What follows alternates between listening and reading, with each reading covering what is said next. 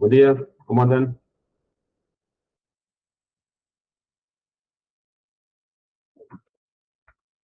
¿Escucha bien? Buen día, ¿cómo le va? Buen día a todos. Buen día. ¿Cómo andan bien?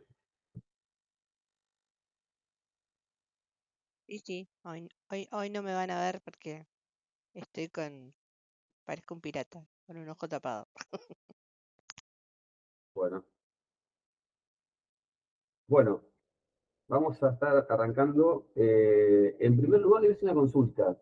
De los que están presentes, ¿alguno o alguna va a hacer el recuperatorio? ¿Nadie? Porque si alguien lo va a hacer, aprovechemos esta primera etapa para dejar una consulta de lo que mandé. Si nadie lo va a hacer, ya pasamos directamente a... Sí, sí, Gladys, ¿lo vas a hacer?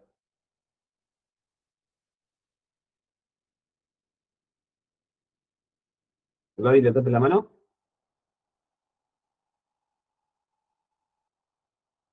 Bueno, Sí, profe, buen día. sí, Gladys, ¿cómo andas? Buen día. Sí, bien, profesor. Sí, yo lo voy a hacer, profe. Bueno, ¿tienes alguna consulta respecto al recuperatorio? ¿Querés que repase la consigna brevemente? Si usted puede, sí, podría Ah, ser. bárbaro. Bueno, el resto me tomo 2 minutos para poder repasar esto. Bueno, repaso las consignas eh, para aclarar brevemente la cuestión. Pregunta número 1 del recuperatorio. Bueno, recuerden que tienen límites en las respuestas, eso no lo dejen de ver. Sí.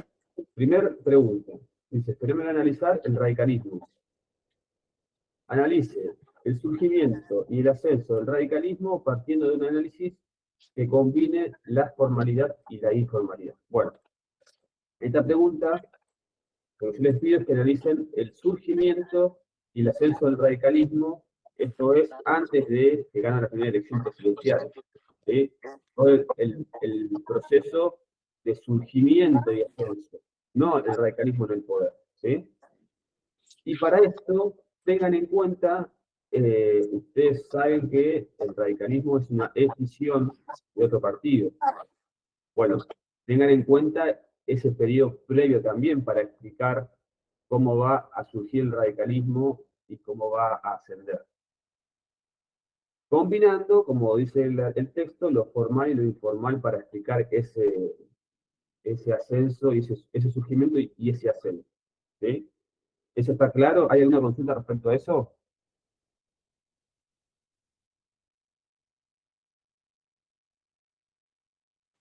Bueno. No, bien, profesor. De mi parte, bien.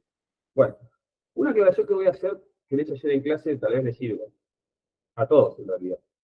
Ayer un alumno me preguntaba, no lograba todavía distinguir la diferencia entre lo formal y lo informal.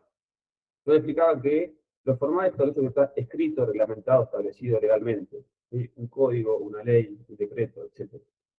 Y lo informal es lo que ocurre, son los comportamientos que ocurren por afuera, lo que está legalmente establecido. Lo cual no quiere decir que sea ilegal. Lo informal no es lo ilegal.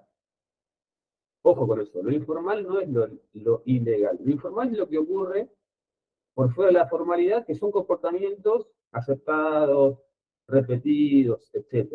Yo le decía ayer, bueno, a ver, eh, que dos referentes políticos se junten a poder, que dos referentes políticos se junten a poder hacer una alianza electoral, ¿no? Y un, un frente común, no está establecido en los estatutos de los partidos políticos que ellos representan. Forma parte de un comportamiento que está por fuera de ese reglamento, lo cual no significa que sea ilegal, quiero decir, sino que forma parte de los comportamientos. Los comportamientos, ¿cuál sería en este caso el comportamiento? Bueno, el comportamiento es la negociación, la ronda política, ¿me entiendes? Bueno, en este periodo, para analizar el radicalismo, se dan insurrecciones en toda la historia del radicalismo previa a que ganen ciertas elecciones. Eso claramente ocurre dentro del ámbito de lo informal, no de lo formal. Sí, eso como para que lo puedan tener en cuenta para el recuperatorio. La segunda pregunta dice, fenómeno analizar el peronismo. ¿Por qué Grimson afirma que el peronismo es un fenómeno relacional y heterogéneo? Y aplicar la respuesta al periodo 45-55. Bueno, vayan al texto de Grimson, vayan a la clase de Grimson que di, donde se caracteriza el peronismo de esta forma, ¿no? Dice, es un fenómeno que es relacional, que es heterogéneo y es histórico. Yo solamente me centré en dos aspectos, en su aspecto heterogéneo y relacional. Estoy en clase, Anita, yo. Y apliquen ese concepto después de poder desarrollarlo, por qué es heterogéneo y por qué es relacional, aplíquenlo al periodo 45-55. ¿Sí?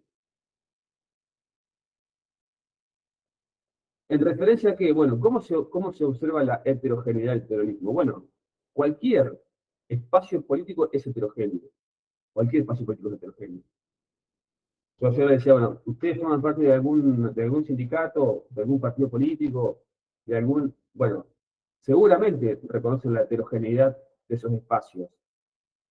Que hay dentro de esos espacios diferentes grupos internos que colaboran o compiten entre sí, que pueden tener relaciones más o menos civilizadas o más o menos eh,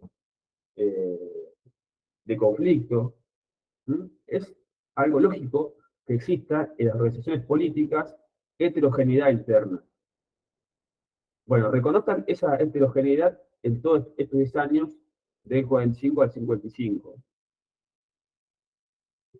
Y en referencia al peronismo, a la Comisión de lo Relacional, es porque, como dice Grimson, no hay ningún fenómeno político que sea relacional, que no se incluye otra cosa.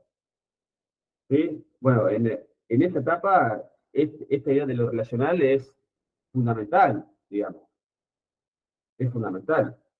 De hecho, ustedes vayan a las clases que vimos sobre el peronismo y van a ver que en un momento los comportamientos son de pegar, contrarrestar, digamos, de ida y vuelta, justamente por esta condición de lo relacional. ¿Sí? Bueno, punto. Eso como para poder darles un pantallazo del recuperatorio. ¿Alguna consulta? ¿Tienen? ¿Gladys o quién más dijo? ¿O Pablo? ¿Una consulta? Bueno, imagino que no. Así que, Gracias, profesor. No, está bien bueno, todo lo que dijo. Gracias. bárbaro. Voy a poner a grabar la clase.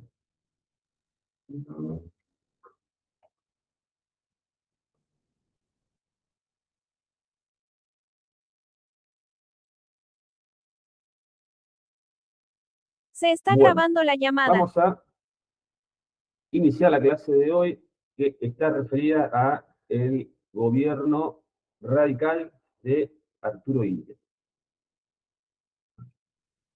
Llegamos en la clase anterior hasta el gobierno de Frondizi y el correspondiente golpe de Estado que tuvo, que ya lo vimos en la clase anterior. Llamado a elecciones y nos encontramos con un nuevo gobierno radical. Bueno, ¿por qué el nuevo gobierno radical? Recordemos lo que ya hemos charlado en otras ocasiones. La prohibición del Partido Peronista para poder ser parte de las elecciones del sistema político formal de nuestra democracia, obviamente lo que producía era la consecuencia natural de que lo que sucediera en la segunda fuerza política era lo más relevante, ¿no? De hecho, ustedes van a observar que en la elección del 58 gana la presidencia una línea interna del radicalismo. Recuerden que había dos líneas internas, ¿no? La UCR intransigente, encabezada por Frondizi, la UCR del pueblo, encabezada como principal referente Balbín. En la 58 se impone la línea interna de la UCRI, en la de 63 se impone la línea interna de la UCR del pueblo.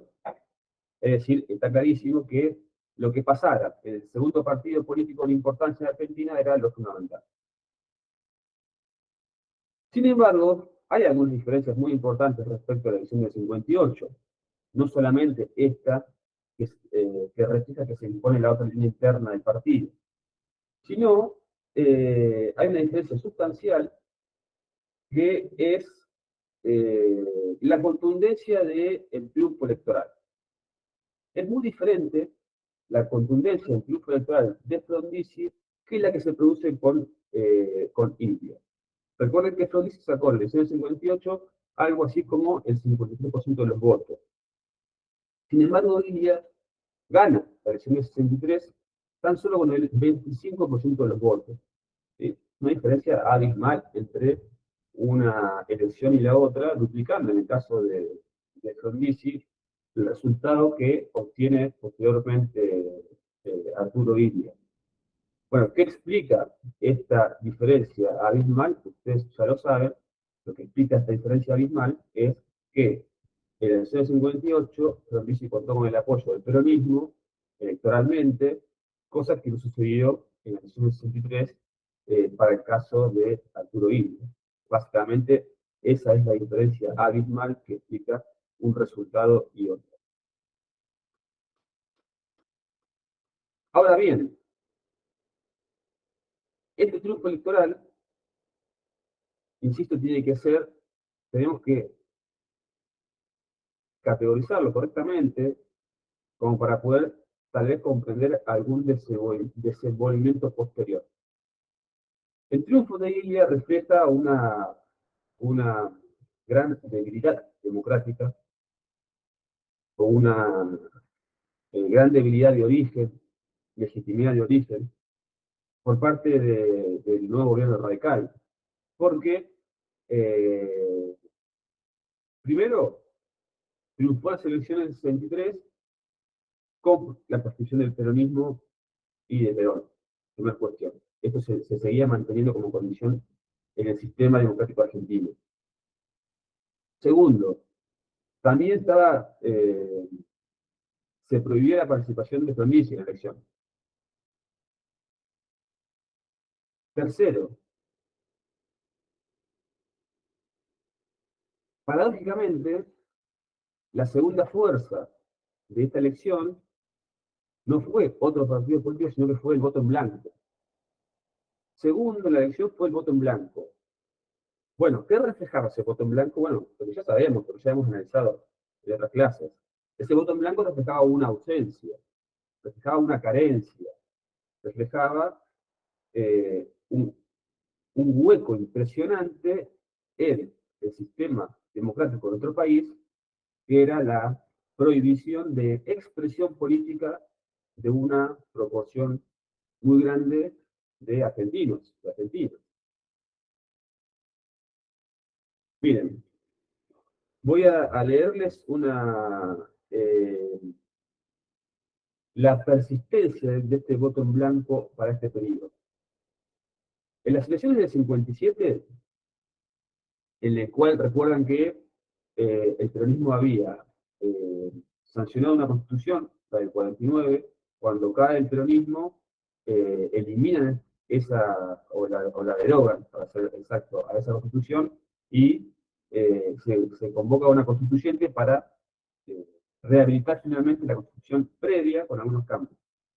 Bueno, hubo elección de constituyente. Perón, obviamente el peronismo no pudo participar de esa elección del 57, y Perón manda a votar en blanco.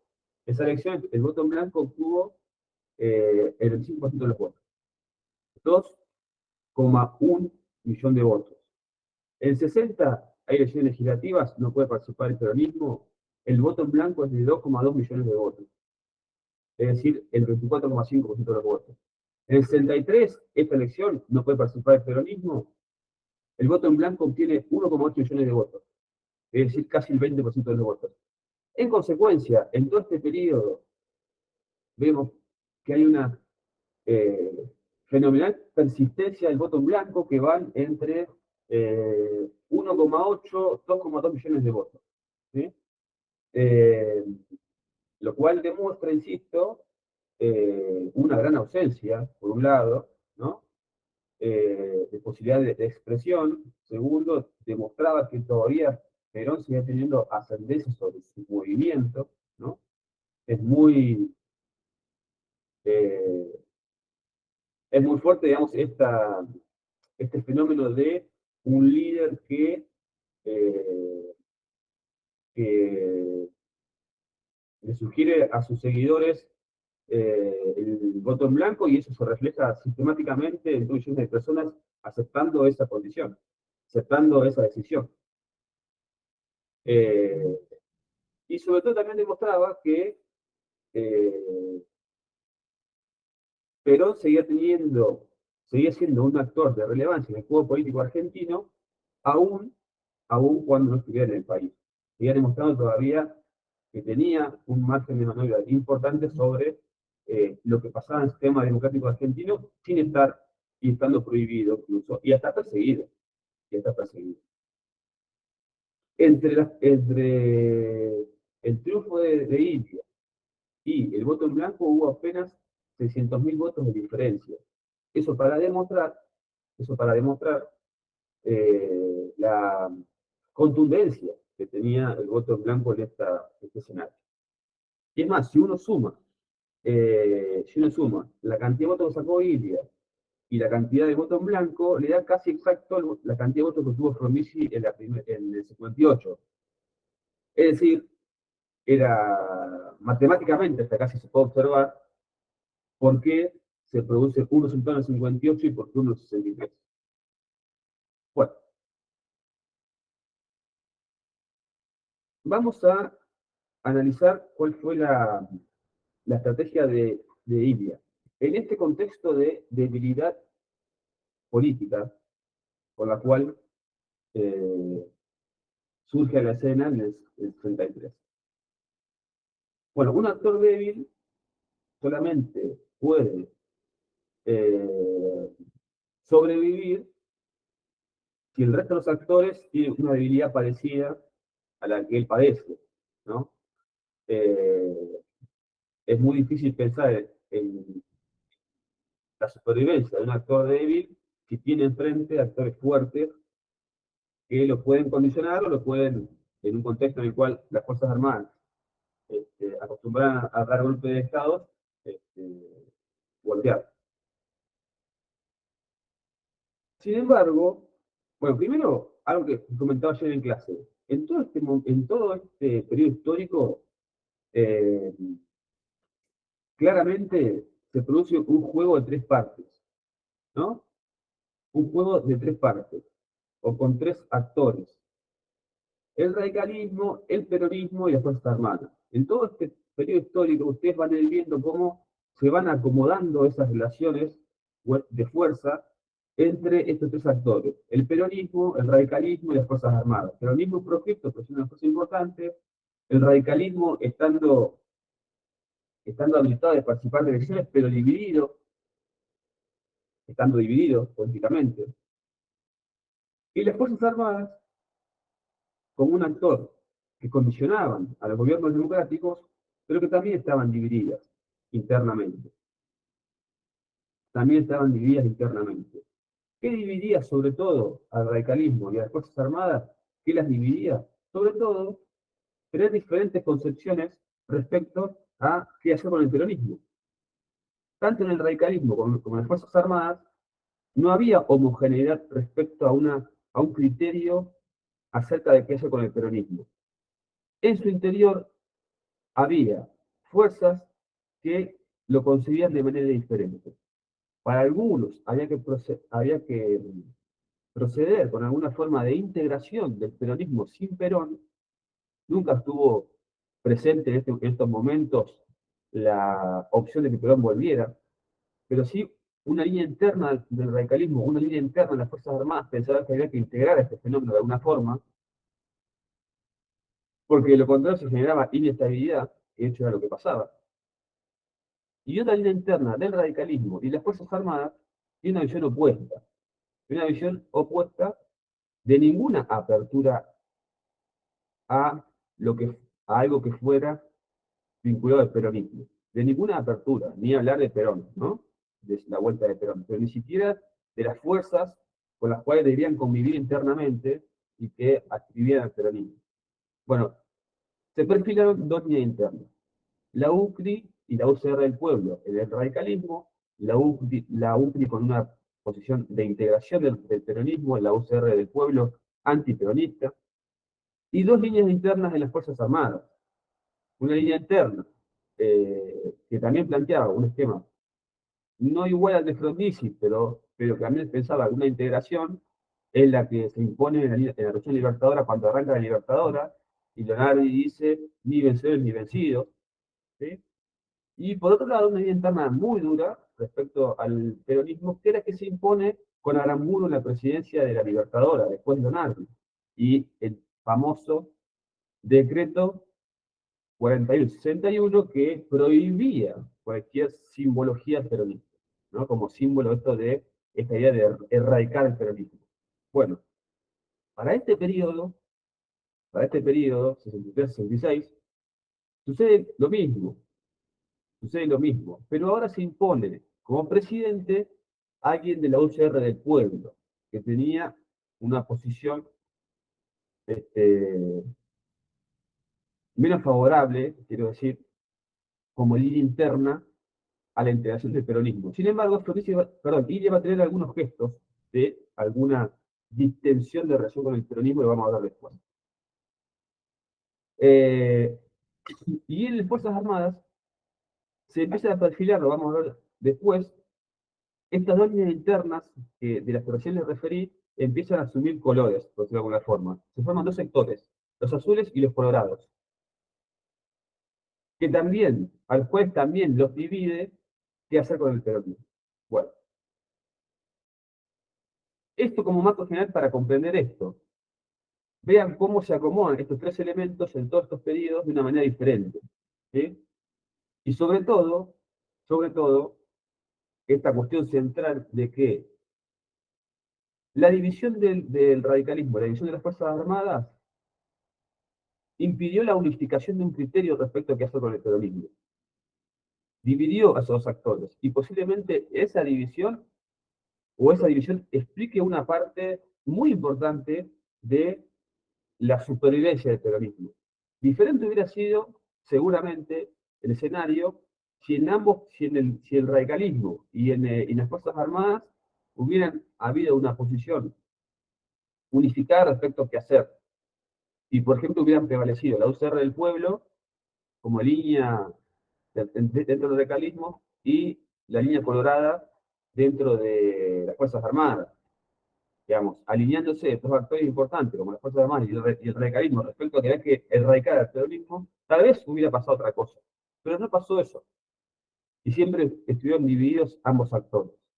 Y fueron prevaleciendo diferentes líneas internas, y eso le dio cierto margen al peronismo para poder maniobrar en ese escenario tan complejo. Bueno, en ese escenario, ¿cuál fue la estrategia de Illa? Bueno, presidente débil, sí. Lo que Illa se plantea como estrategia es lo siguiente: es en un escenario de tres actores, como vimos recién, la estrategia de Illa va a consistir en tratar de mantener divididos a periodistas y a los militares. ¿Sí?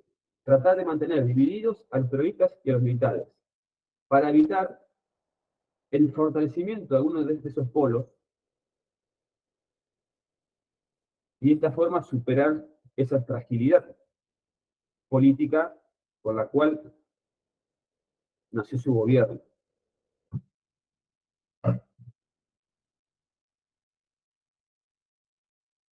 Bueno, ¿cómo va a ser la relación de Illa con el peronismo? Bueno, en primer lugar, hay que decir que vamos a ver en todo este periodo del gobierno de Illa que las promesas de campaña que realizó el nuevo presidente, bueno, trató de cumplirlas, lo cual no es para nada un dato menor. Se ha comprometido Ilia a eliminar algunas restricciones al peronismo. Y algo de eso hizo. Por ejemplo, todavía seguía vigente el decreto que recién mencioné, el 41-61 del 56. Bueno, Ilia se comprometió a eliminarlo y de hecho mandó una ley para dejar sin efecto ese decreto, que era muy importante porque era un instrumento de persecución del peronismo. Bueno, con Ilia ese decreto es derogado. A su vez permitió algunas manifestaciones, algunas reuniones de fuerzas peronistas. Esto parece muy poco, pero era mucho en un escenario en el cual antes de esto era perseguido cualquier manifestación de este tipo. Pero bueno, no permitió, todavía no estaba en el radar de nadie, de estos actores principales para el momento, pensar en la vuelta de Perón. Digamos. Eso, ninguna de estas líneas internas tenía como bandera esa posibilidad. En todo caso, pensaban en integrar alguna parte del peronismo, pero con Perón eso era un consenso, digamos, de que no debía volver al país el referente exiliado. Y además va a permitir Ilia, lo vamos a ver después, al final de la clase, el 65 que participe de alguna línea interna identificada con Perón en las elecciones parlamentarias. Y después vamos a ver por qué hace esto. Entonces acá vemos alguna forma de distensión de el gobierno de Arturo Illia con respecto al peronismo, sí, pero no a Perón. No a Perón. Bien, pero esta apertura fue contrapesada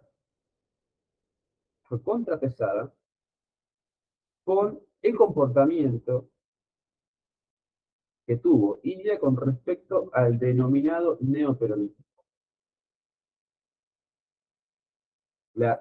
El comportamiento de Illia respecto al denominado neoperonismo fue diferente. Fue un comportamiento que buscaba, esperen que he visto a alguien, un comportamiento, el de Illia respecto al neoperonismo, que buscaba limitar la influencia y el poder del neoperonismo en el escenario nacional. Vamos a ver por qué. Ustedes recuerdan que Frondizi, en todo esto, voy a generar un marco de contexto. En todo esto ustedes van a ver que el peronismo en todo este periodo está en esta difícil situación de no tener el líder presente y sí tener fuerzas peronistas en el país. Entonces se va generando una especie de camino dual, ¿no? Entre el líder y los que están acá. Los que están acá, sobre todo, afincados en los sindicatos, empiezan a tener un protagonismo importante. Y surge esto que se llama el neoperonismo. El neoperonismo son fuerzas políticas que se presentan en elecciones bajo la bandera del peronismo sin participar dentro del partido peronista ni permitiendo levantar las banderas del peronismo. ¿Sí? Es un peronismo disfrazado, básicamente. Pero esto empieza a ganar protagonismo. Y comienza a desarrollarse una línea interna dentro del peronismo que empieza a plantear esta idea expresada por Bandor de un peronismo sin Perón. Claramente en una actitud de desafío al líder del movimiento. Bueno, en su estrategia, Frondizi, estrategia de poder seducir a una parte del peronismo, Frondizi le va a dar desarrollo al neoperonismo, le va a permitir desarrollo al neoperonismo. ¿Cómo lo va a permitir? Brevemente, bueno, va a permitir que a nivel sindical se fortalezcan. ¿Cómo? Sobre todo impulsando esta idea o este principio de un sindicato por rama de actividad. Que lo fortalece, por supuesto. No es lo mismo tener por rama de actividad diferentes gremios, tener uno solo, lo cual le da poder. Concesión de Frondizi al peronismo. Y además le va a permitir participar en las elecciones. Lo cual va a derivar en que van a obtener legisladores, provincias, municipios, etc. Es decir, empiezan a transformar su poder sindical en poder electoral y político. Aún a expensas de la opinión de Perón. Perón no era muy favorable a que se fuera desarrollando este nuevo movimiento y ir participando en elecciones este nuevo sector. Pero, como ya lo vimos en otras ocasiones, esta fue una relación de ida y vuelta, para nada verticalista, y muchas veces Perón tuvo que aceptar que se impusieran decisiones contrarias a su propio criterio. Debió aceptarlas, o decidió aceptarlas. Entonces, en este juego de Frondizi, de ver cómo se usa el peronismo y cuánto peso le pone a la balanza entre Perón y el neoperonismo, evidentemente le puso peso a la balanza del neoperonismo para fortalecerlo. La consecuencia de eso fue que permitió en el 62 que participaran de la elección de gobernadores actores claramente vinculados con el peronismo, como Framini, que ganara la provincia de Buenos Aires, y eso no fue aceptado por las Fuerzas Armadas y propusieron el golpe de Estado. Es decir, se desarrolló tan fuerte en el peronismo que en un momento se pareció mucho al peronismo y eso fue necesario para las Fuerzas Armadas. Ilia va a ser lo contrario a Frondizi. En esa balanza entre Perón y el neoperonismo, la preocupación de Ilia no era por Perón, era por el neoperonismo, por todo el poder que había acumulado durante los años previos. Entonces, el actor hacia el cual focalizó sus preocupaciones y su comportamiento, Ilia fue, más que a Perón, al neoperonismo, porque allí vislumbraba alguna posición de fortaleza mayor que lo podía tener el mismo Perón, al cual veían como un actor de veto, pero el protagonismo empezaba a ser percibido en otro espacio, en el espacio del neoperonismo y en la figura de su referente, Bandor.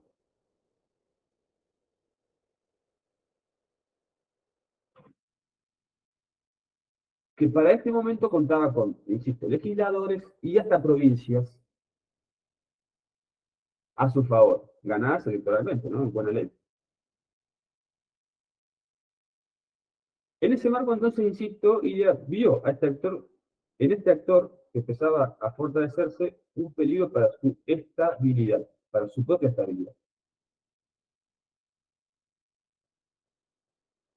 En consecuencia,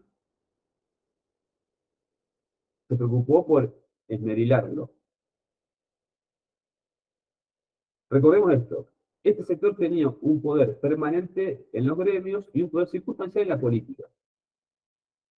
Entonces Silvia apuntó a su poder permanente, es decir, a el aspecto gremial, e impulsó una reforma gremial que establecía que, bueno, establecía de alguna forma democratizaba la vida interna de los gremios. ¿Sí? ¿De qué forma? Bueno, primero permitiendo más de un gremio por rama de actividad, permitiendo que exista más de un gremio por actividad, lo cual obviamente debilitaba a los gremios existentes, ¿no? De repente se le formaba un gremio a un gremio paralelo por la actividad a los que ya estaban presentes. Además establecía que las minorías en los sindicatos tuvieran representación interna, gremial, establecía que las elecciones de los gremios puedan ser fiscalizadas por el Estado, que los fondos de las obras sociales fueran administrados por el Estado y no por los gremios, etc. Es decir, todas cuestiones que uno podría claramente defender en los términos de democratizar internamente a los gremios, pero que era, digamos, sinceramente tenían un objetivo político de parte de INEA, que era restarle poder a los sindicatos peronistas de momento, y sobre todo a esta línea que se desarrollaba con Bandor, que insisto, era el centro de las preocupaciones de de Ilia. Sí, Gladys, levantó la mano. ¿O es viejo?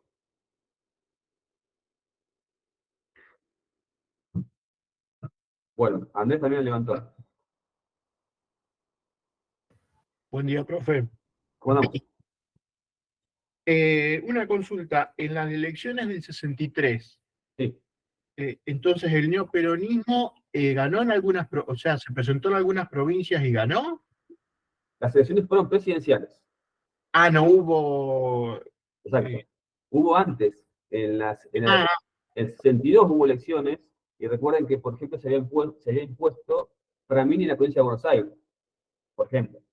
perfecto. No, pensé que se había presentado alguna en el 63 y había ganado en alguna provincia, por eso.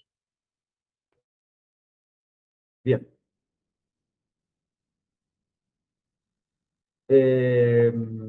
¿Y tiene alguien más una pregunta, Gladys? No. No, profesor, está bien. Bueno, perfecto. Gracias. Bueno, ya vimos entonces cuál fue la relación de Ilia con el peronismo. ¿Cuál fue la relación de Ilia con los militares? Bueno, los militares, repasamos, se encontraban divididos entre azules y colorados. Los azules con una posición, eh, entre comillas, legalista, se decía en ese momento, eh, más cercana a una idea de integrar de alguna forma el peronismo, sin Perón siempre, obviamente, y los colorados una posición claramente antiperonista, eh, y esta concepción de cero integración para el peronismo. ¿En qué compartían ambas líneas internas? ¿Qué compartían ambas líneas internas? Bueno, obviamente el anticomunismo. Ambas líneas internas, aun cuando se diferenciaban respecto a que con el peronismo, tenían en común un principio que era su anticomunismo. Y los colorados tenían una visión particular respecto a esto, porque ellos decían que si algo positivo tenía el peronismo, los azules, perdón, no sé qué dije colorado, los azules pensaban esto respecto al peronismo, que aun cuando fuera un fenómeno demagógico, populista, lo que fuera, si tenía algo de positivo era que en nuestro país era una barrera de contención respecto al comunismo. Estaba el planteo respecto a que la persistencia del peronismo en el país era una barrera de contención del comunismo, sencillamente porque le había, entre comillas, arrebatado el sujeto social al socialismo y al comunismo. Y mientras siguiera existiendo el peronismo, bueno, jamás iba a tener inserción en nuestro país el comunismo, como un fenómeno realmente posible. En un escenario de Guerra Fría, donde realmente el comunismo era una realidad y una preocupación para los sectores de nuestro país. ¿Sí? Estas dos líneas internas de las Fuerzas Armadas, no en pocas oportunidades entraron en conflicto, en enfrentamiento,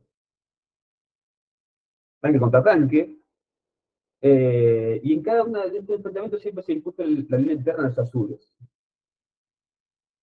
Y tenía una posición más cercana a los colorados, ¿no? Por su antiperonismo. Sin embargo, debió convivir con la preeminencia interna de la línea de los azules. ¿Sí? Entonces vean incluso esto, cómo se van cruzando estas cuestiones, ¿no? Porque yo lo decía en clase, cómo se fueron en estas dos presidencias, la de Frondizi y la de Ilia, se fueron cruzando, digamos, las posiciones respecto al terrorismo. Porque la primera tenían un presidente que tiene una posición más integradora, es decir, una línea interna del radicalismo se impuso con una posición integradora. Pero a su vez las Fuerzas Armadas seguían una posición bastante reaccionaria respecto al terrorismo. En esta posición, este gobierno se da lo contrario. Tenemos un presidente de la voz del pueblo con la línea dura respecto al peronismo, en este caso sobre todo al neoperonismo. Sin embargo, En las Fuerzas Armadas prevalece la línea contraria, es decir, se cruzan las líneas de una presidencia a otra. Insisto, en este cruce, posiblemente se explique también la supervivencia del peronismo.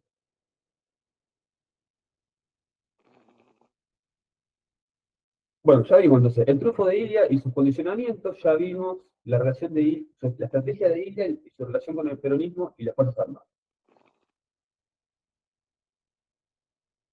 Vamos a hacer referencia a una cuestión importante para este momento, que es, estamos ubicados en la década del 60, que es lo siguiente. El clima de época de este periodo. El clima de época de este periodo. ¿Sí? El clima de época de la década del 60 era un clima de época de cambio. Prevalecía un aire de cambio en el mundo. De cambio social, de cambio político, de cambio cultural. ¿Sí? Si tuviéramos que pensar, ¿no? ¿A qué nos remite la década de 60 en estos términos? Y bueno, nos remite al rock, nos remite a la oposición de los jóvenes a la guerra de Vietnam, nos remite a Woodstock, nos remite a las minifaldas, nos remite a la liberación sexual, nos remite al surgimiento de la píldora, nos remite al hipismo, nos remite a una transformación de las costumbres, las creencias,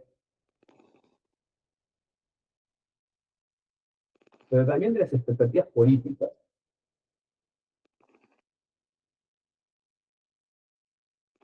Porque también es momento de procesos de descolonización en algunos sectores del planeta, procesos revolucionarios, y obviamente que en nuestra región tuvo una influencia muy importante la revolución cubana para esta época.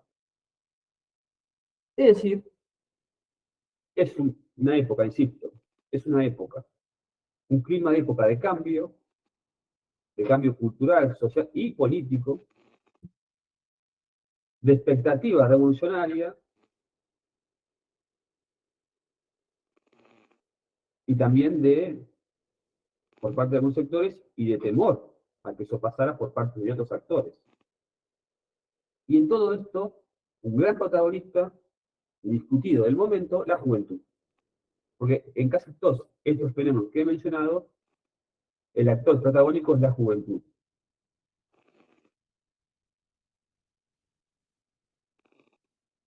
Va a decir, Novaro, acá se producen dos fenómenos convergentes importantes. Por un lado, en Argentina, en particular, ¿no? Por un lado se produce un giro hacia la izquierda de las clases medias argentinas,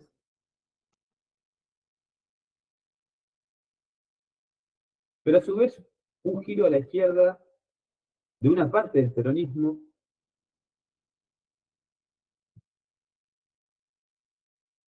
y de una parte muy importante de la juventud argentina,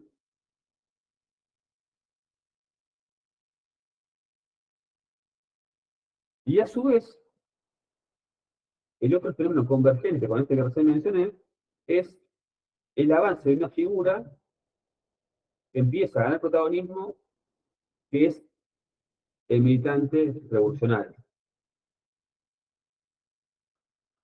Como símbolo de la persona que se compromete con una causa política,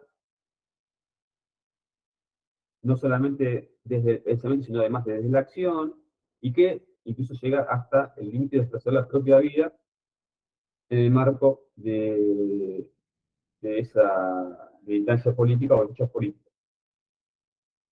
Obviamente, si pensamos en la década de 60 y pensamos en este concepto, la referencia indiscutida que sintetiza todo esto, por supuesto, fue el Che Guevara, ¿no? para esta época. El símbolo de todo esto que estamos diciendo.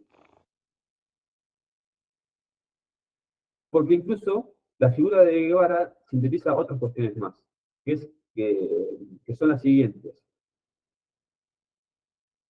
Siempre cuando se analizan, siempre no, bueno, muchas veces cuando se analizan procesos políticos de este tipo, históricos, se suele analizar cómo se comporta una relación que es la siguiente. La relación entre el agente y la estructura. Entre las personas, o los grupos de personas, o los grupos políticos, sociales, o lo que fuera, y las condiciones estructurales existentes. Y siempre se tiende a generar una relación más o menos lógica entre lo que uno quiere hacer y lo que las condiciones le permiten hacer, ¿no? Entonces uno dice, bueno, a ver, ¿qué quiero hacer? Tal cosa. Bueno, ¿es posible en este contexto, en este marco? Bueno, hasta acá sí se puede, hasta acá no se puede. No, es imposible pensar en este contexto, etc. Bueno, acá se produce en este momento un quiebre en esta relación lógica. Porque se empieza a pensar y empieza a ser parte del convencimiento lo siguiente: la voluntad política de las personas puede generar las condiciones para que se produzcan determinados hechos. Es decir, pensemos en el ejemplo de la Revolución Cubana, ¿no? Un grupo de personas que llega a una isla, en una embarcación, que arriba, digamos, llega mal a la isla, tiene dificultades para poder descender a la isla, tiene bajas ahí, se interna en la selva. A partir de eso va produciendo un cierto contagio en el resto de la sociedad cubana y termina en una revolución, ¿no? En un escenario, por un país gobernado por, este, por una persona que tenía el apoyo de Estados Unidos, ¿no? Era Batista. Bueno, ese fenómeno o ese ejemplo hipotético rompe con esta lógica de las condiciones estructurales y pone en valor, sobre todo, la voluntad de esas personas para llevar adelante ese proceso. El ejemplo de Guevara es ese, es el de el voluntarismo revolucionario capaz de generar las condiciones para que la revolución suceda, independientemente de las condiciones. Es un ejemplo exitoso en Cuba, no tan exitoso en Bolivia, por ejemplo, donde no logra Guevara generar esas condiciones y termina muerto, ¿no? En Bolivia. Intenta una experiencia parecida en África y tampoco tiene ese resultado, pero más allá de eso, no importa, digamos, el ejemplo era el que valía, el ejemplo de la Revolución Cubana era el que valía, y el ejemplo del mártir que muere en esa acción, ¿no? Bueno, esto empieza a generar insisto, algún cambio en la percepción de las posibilidades, ¿no? Y la voluntad empieza a tener un elemento, una importancia fundamental en ese esquema.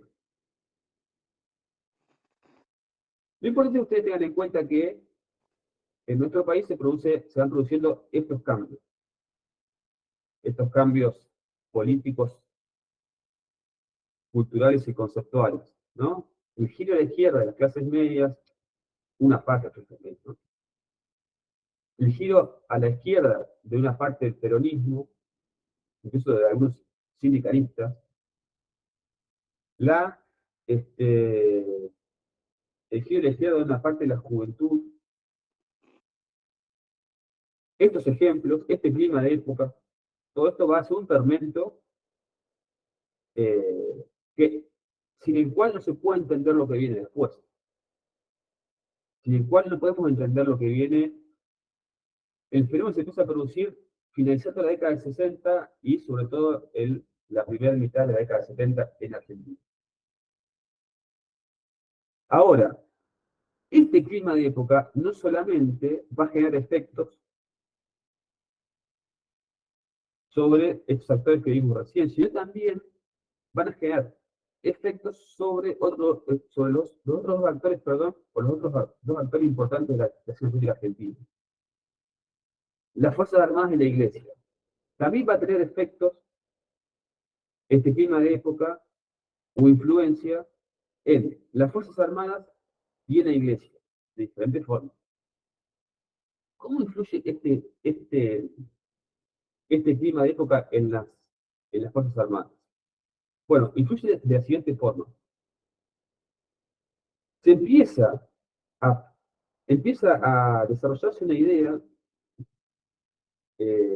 no solamente acá, sino en todo el continente, diría, respecto a que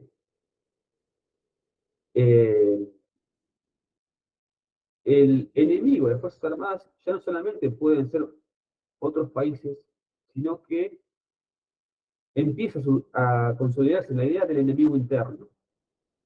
El enemigo interno. La idea de que tal vez haya que combatir un enemigo interno para evitar qué sobre todo, bueno, para evitar, en un marco de guerra fría, para evitar la posibilidad de la emergencia del comunismo, obviamente, sobre todo, ¿no?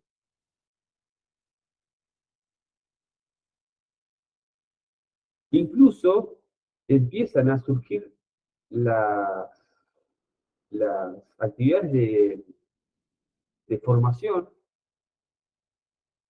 en las tácticas de contrainsurgencia interna en las escuelas de las Américas, donde se instruye a las Fuerzas Armadas de diferentes países respecto a cómo actuar ante este enemigo interno que se va perfilando. Es decir, que también este clima de época influye en Fuerzas Armadas de esta forma, de una forma muy particular, ¿no? Esto va a tener expresión muy clara, sobre todo en la dictadura del 36, aunque claramente va a tener, ya no en el pensamiento, sino incluso en el discurso, esta idea del enemigo interno, el discurso público. Pero también este clima de época influye en la iglesia. ¿Cómo influye este clima de época en la iglesia? Bueno, es el momento donde se emite el Concilio Vaticano II, que va a plantear este concepto eh,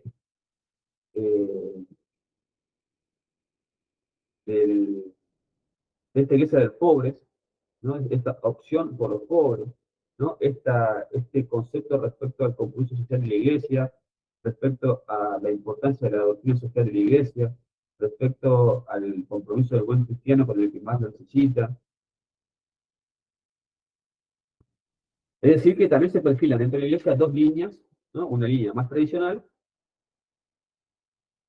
que se fue volviendo cada vez más tradicional respecto a cuando veía la disputa interna de esta otra línea, y una línea más reformista que se fue politizando cada vez más y radicalizando cada vez más.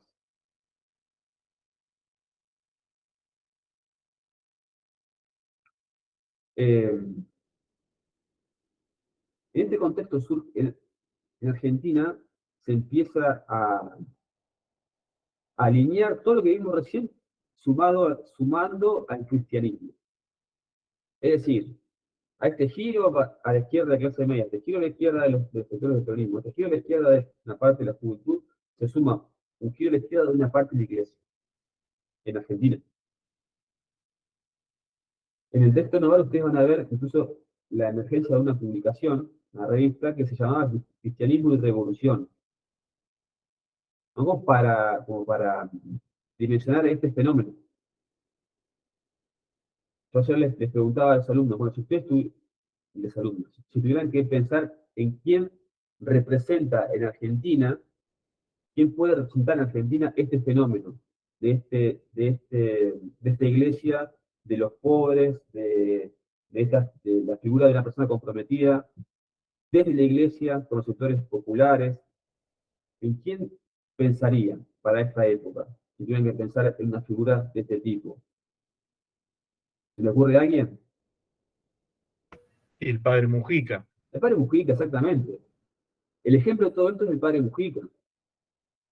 Y además la historia del padre Mujica es la historia de todo esto, porque Mujica viene de una clase media, una familia antiperonista, pero que comienza a desarrollar esta idea de compromiso con los pobres, de acercamiento al peronismo, incluso acercamiento a las ideas de izquierda. Va a tener alguna vinculación con Montonero en su momento, Mujica posteriormente. Tal vez sea el ejemplo de todo esto, Mujica, de este fenómeno de clases medias que se van peronizando, van a decir algunos, además van teniendo, van adoptando ideas de izquierda, y la conjunción entre izquierda y peronismo genera un pensamiento de izquierda nacional, algunos pueden decir socialismo nacional. En este clima de época, ¿sí? Bien. Bueno, todo esto para hablar de la política de este periodo, ¿no? Vimos, insisto, el triunfo de Ilia, sus condicionamientos, vimos la estrategia de Ilia, su relación con el peronismo y las Fuerzas Armadas. Y vimos el clima de época. Y cómo ese clima de época impactó en las clases medias, en la juventud, en el peronismo, en las Fuerzas Armadas y en la Iglesia. Repasemos brevemente la cuestión, digamos, el modelo económico de gobierno de Ilia. Bueno, a nivel de modelo económico lo caracteriza Novaro como el modelo de Ilia como un modelo de nacionalismo, nacionalismo económico. Nacionalismo económico. Representa una continuidad con gobiernos anteriores en este aspecto, pero con algunas variantes, ¿sí? Sobre todo respecto del gobierno de Arturo Frondizi. Pero es un gobierno que continúa con una línea de priorizar la industrialización, priorizar la distribución del ingreso, la importancia de los derechos sociales, etc. ¿Cuáles son algunas de las diferencias con respecto al gobierno anterior? Bueno, ustedes recuerdan que Frondizi había otorgado concesiones petroleras por decreto, violando la mecánica establecida legalmente, que implicaba la intervención del Congreso para poder otorgar concesiones. Bueno, Ilia se había comprometido en campaña a rescindir esas concesiones que estaban mal otorgadas. Y, como casi todo lo que pasó en este periodo, lo que dijo lo cumplió. Rescindió los contratos petroleros que habían sido otorgados de esta forma por Frondizi, y además indemnizó a las empresas por esas rescisiones que estaba llevando adelante. Lo cual le permitió cumplir una campaña, pero también le significó una erogación de divisas importantes, el concepto de compensaciones, o indemnizaciones, y a su vez una disminución de la producción petrolera. Pero, bueno, cumplió con lo que había prometido. A su vez, tuvo una política aérea de de control de precios, de productos básicos. Tuvo una política, mandó al Congreso y se aprobó una ley, la famosa ley de medicamentos, que establecía control sobre los precios de los medicamentos, establecía además límites máximos a la publicidad que podían tener los medicamentos, obligaba a las farmacéuticas a tener que mostrarles los costos reales de su producción para poder explicar el precio de los medicamentos, etc.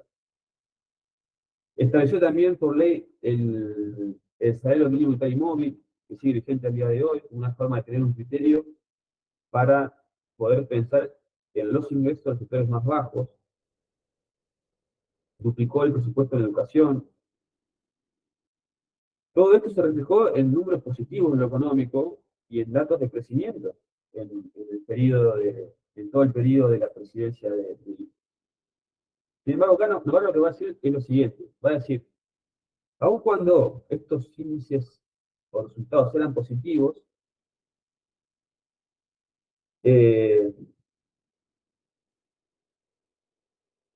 los sectores que deberían verse beneficiados por estas medidas, porque mejoraban su calidad de vida, estaban atravesados por la disputa política que ILE tenía con ellos.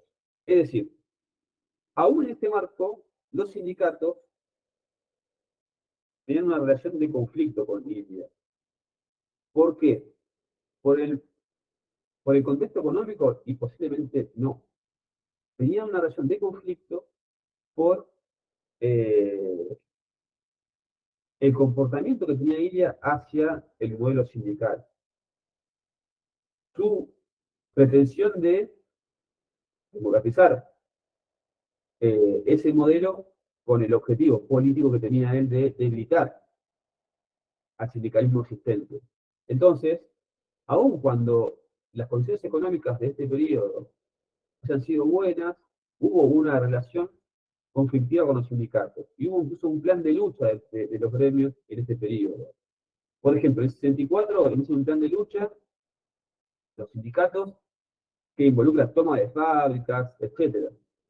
Todo esto empezaba a consolidar una idea del presidente Ilia que estaba fogoneada sobre todo por sectores mediáticos, que era la de un presidente débil.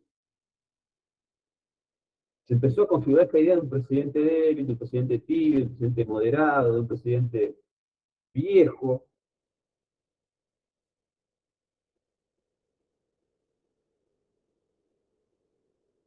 Y la verdad es que el coraje que mostró Ilia para tomar algunas de estas medidas es indiscutido.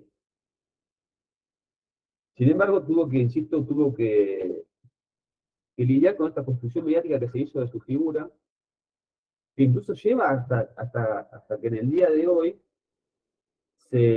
muchos lo recuerden por el mote que se le puso en ese momento, que es la tortuga, ¿no? La tortuga Ilia. ¿No? Ese fue el mote que tuvo este presidente.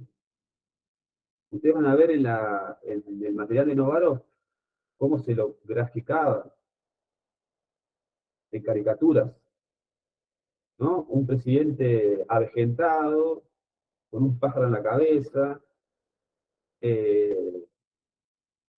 mostrándolo como, insisto, como algo lento, inactivo, sin fuerza, sin poder, incapaz, etc. Y esta construcción obviamente que era deliberada porque también las Fuerzas Armadas querían mostrarse como lo contrario de esto. Las Fuerzas Armadas querían mostrarse como lo contrario. Si Ilia era alguien débil, las Fuerzas Armadas intentaban mostrarse como un actor fuerte. También es cierto que fue muy contrastante el perfil de Ilia con respecto al clima de época, ¿no? Si uno analiza el clima de época y lo contrapone con el perfil de Ilia, es cierto que había un contraste muy importante, ¿no? porque es un momento de protagonismo de la juventud rebelde, ¿no? Y en la presidencia había una persona que tenía un perfil bastante más moderado en ese sentido y además una persona que realmente no era un joven, ¿no? Y parecía alguien grande, ¿no? Pero lo cierto es que, más allá de esta cuestión que era real, sí hubo una construcción de la capacidad de decisión de Ilia, o la incapacidad de decisión de Ilia, que realmente, si uno analiza lo que estamos diciendo, no se contrastaba con la realidad. Pero sí fue una construcción mediática. Bueno, llegamos, es un periodo muy corto, que es 63-66. Llegamos al 65. 65, elecciones parlamentarias. Bueno, acá con lo que nos encontramos es con este problema que significaba para Ilia el peronismo, ¿no? O más bien el neoperonismo, en su concepción, ¿no?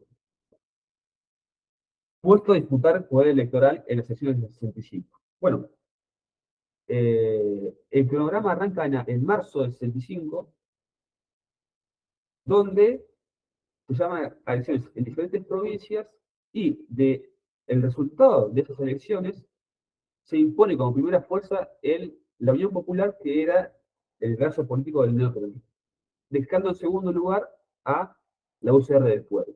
Es decir, se confirman los peores temores de Ilia respecto a el poder que va adquiriendo este sector. Eso es en marzo del 65. ¿Cuál fue la respuesta de Ilia a este escenario que se da en marzo? Bueno, en abril se producían elecciones del 65, ¿no? En Mendoza. La respuesta que da Ilia a este problema, que se empieza a percibir, es permitir en abril del 65 que en las elecciones de Mendoza compita un candidato de Perón. Y permitir que venga su compañera Isabel a hacer campaña por ese candidato. Y permitir que se pase un discurso de Perón o un mensaje de Perón apoyando a ese candidato. Bueno, ¿cuál fue el resultado de esa elección? Que ganó el candidato de Perón y Bandor salió tercero. Con esto se derrumbaron dos cuestiones. Se derrumbó el proyecto de Bandor, de un peronismo sin Perón, pero también se derrumbó el mismo Ilia, porque, como en el caso de Frondizi, estos movimientos respecto a qué hacer con el peronismo, darle alas al peronismo, darle alas a un candidato de Perón, bueno, y que además, cada vez que se le daba a Perón la posibilidad de competir, ganaba, y ratificaba los peores males pensados por los antiperonistas,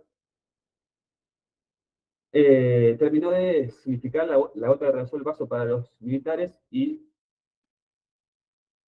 sumado a la construcción que se había hecho de Ilia, esta imagen timorata, débil y lenta, bueno, se da el golpe de Estado del 66. ¿Sí? Una cuestión acá y con esto cerramos la clase, que es muy interesante el planteo que hace Novaro respecto a esta cuestión. Novaro plantea una tesis, una teoría, respecto a esta cuestión de Ilia respecto al neoperonismo. Y lo que va a decir Novaro es lo siguiente, va a decir esto. Analizado retrospectivamente, Ilia desaprovechó una oportunidad que el escenario político le abría, que era el de permitir el desarrollo del neoperonismo. Y el de permitir, tal vez, que con el desarrollo del neoperonismo, finalmente se le diera respuesta al problema de qué hacer con el peronismo. Todo este periodo se caracteriza por claramente una fuerte inestabilidad política, ¿no? tenemos a Frondizi no pudo culminar su mandato, tenemos a Ilia no pudo culminar su mandato. Va a pasar después, en la década de 70, con otro golpe de Estado más. Es decir, es un periodo de fuerte inestabilidad política. Lo que va a decir Novarro es lo siguiente: tal vez en este momento se está empezando a desarrollar una alternativa que hubiera estabilizado el sistema. Si en lugar de cortarle las alas al neoperonismo y le hubiera permitido que este sector se desarrollara sin ningún tipo de proscripción, ni prohibición, ni impedimento, tal vez acá se hubiera desarrollado, perdón, una alternativa peronista sin Perón, con otro referente. Y esto hubiera estabilizado el sistema, porque finalmente el sistema hubiera encontrado la respuesta que es con el peronismo. Y tal vez hubiera sido el golpe letal a la conducción de Perón dentro del movimiento. Bajo una forma distinta, él iba a ser un partido laborista, porque era alcanzado obviamente por Bandor. Tal vez hubiera sido el elemento estabilizador del sistema. Pero Ilia se encargó de recortar ese poder que estaba consolidándose, atacando el corazón de ese sector, que era el modelo sindical. Y eso terminó por hacer naufragar el proyecto político de Bandor y también el proyecto político de... Bueno, es una tesis muy interesante que ganó Varo, contrafáctica, por supuesto, pero que está muy bien razonado. Bueno, creo que con esto terminamos la clase de Ilia, si me equivoco, dejé de pasar mis apuntes. No, más o menos está bien. Hasta acá estaríamos con la presidencia de Ilia. ¿Cómo seguimos? Bueno, nos queda de la unidad número 4 dos gobiernos de facto, como fueron los gobiernos de Onganía de Lanuse. Próxima clase les voy a mandar la clase grabada la semana y la vamos a repasar el próximo fin de semana. Y vamos a ver también el texto de Grimson, que es muy cortito, muy breve, ¿sí? Es decir, el próximo sábado vamos a repasar el gobierno de Onganía de Lanuse y el texto de Grimson. Y cerramos la unidad 4. Yo lo estoy subiendo hoy o mañana la unidad número 5. ¿Qué vamos a ver de la unidad número 5? Bueno, solamente vamos a ver una parte nada más de la unidad número 5, que van a ser los gobiernos de Perón, de Cámpora y Perón. ¿Sí? Las presidencias de Cámpora y la presidencia de Perón. Vamos a ver, nada más. Es decir, vamos a llegar hasta el 76. No vamos a ver la última dictadura, no vamos a llegar. Así que de la unidad número 5, que voy a subir hoy o mañana, vamos a ver dos presidencias breves, muy breves, que son las de Cámpora y la de Perón. Isabel, Juan Domingo e Isabel. Y ahí cerramos. Así que, bueno, esto para que tengan... Sí, el texto... No, buena pregunta, la de Soledad. Dice si el texto de Grimson hay que estar en la unidad 3 o la 4. Perdón, la 4 o la 5. No, la 3 o la 4. Hay dos textos de Grimson, son dos textos diferentes, tienen que ver los dos. En el texto de la unidad número 3 está cómo Grimson conceptualiza el peronismo. En la unidad número 4 está cómo conceptualiza el antiperonismo. Sí, son dos textos diferentes de Grimson, los que damos en las dos unidades. Así que lean los dos. Uno permite entender el peronismo, otro permite entender el antiperonismo. ¿Sí? Bueno, y ya en recta hacia el segundo parcial, que va a ser en 20 días más o menos. Así que esto para que puedan acelerar la lectura de la unidad 4 y sobre todo pensar que en la unidad número 5, que voy a subir estos días, vamos a ver la presidencia de hasta el 76. Que bueno, son 6 años muy intensos, la verdad, la presidencia de Cámpora y el proceso previo y la presidencia de Cámpora y la de Perón son tiempos muy intensos, muy densos, así que le vamos a dar el tiempo que corresponde. ¿Sí? Bueno, ¿estamos? Perfecto. Bueno, suerte para el que va a hacer el recuperatorio y el resto, métale con la lectura, que ya nos queda poco. Insisto, mi expectativa, después se la voy a confirmar más adelante, pero es que cerca del 20, 21 ya tengamos segundo parcial para tener tiempo para corregir y para hacer el recuperatorio antes de que se dice a fin de mes la cursada. Así que, bueno, por ahí viene la mano. ¿Ven? Bueno, si no hay consultas. Bueno, si no hay consultas, entonces vamos a cerrar la clase. Espero que tengan un buen fin de semana. Sigan con la lectura y nos vemos en la próxima. ¿Ok? Gracias, profe. Nos Bueno, chicos, vemos. chicas, buen fin de